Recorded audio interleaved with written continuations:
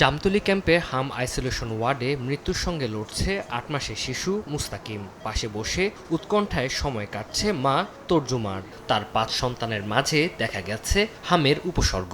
হাঁসের জ্বর তো সারগো তিন উঠে সারগোরে ডাক্তারে ওষুধ টষুধ দিয়ে ওগো বেশি লাশ হয়ে গিয়ে দিবারে রেফার দিয়ে কক্সবাজারের উখিয়া ও টেকনাফের ঘনবসতিপূর্ণ রোহিঙ্গা আশ্রয় শিবিরে এখন নতুন আতঙ্ক সংক্রমণ রোগ হাম। মে মাসের প্রথম সপ্তাহে আক্রান্তের সংখ্যা দাঁড়িয়েছে ৩৩১ জনে।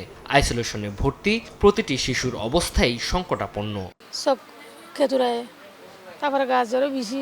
যথাযথ যদি চিকিৎসা না ভাদ্য হইলে তখন আরো বেশি বাইরে যাইব, ছড়ে যাইব। সেখানে হাইজিনিক মেনটেন করা এবং আইসোলেশন মেনটেন করাটা একটু টাফ। প্রথম অবস্থায় ওরা বুঝতে পারে না, কিন্তু পরবর্তীতে যখন আস্তে আস্তে বুঝে এবং ততক্ষণে কমপ্লিকেশন ডেভেলপ করে।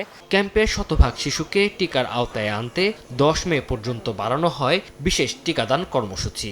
বিশেষজ্ঞরা বলছেন, হামের মতো অত্যন্ত সংক্রামক রোগ নিয়ন্ত্রণে অন্তত ৯৫% শিশুকে টিকার আওতায় আনা জরুরি। ক্যাম্পের লোকজন খুব অল্প জায়গায় একসাথে থাকে, সেই ক্ষেত্রে সংক্রমণের চান্সটা বেড়ে যায়।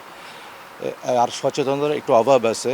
মিসকনসেপশন রিউমার বা এ ধরনের কিছু মেসেজ থাকে এটা তাদেরকে ভ্যাকসিনেশন থেকে কার্যক্রম বিরত থাকে, কিন্তু এটা আমরা শেষ পর্যন্ত একটা পর্যায়ে যেতে পারি, এর আগেও পেরেছি।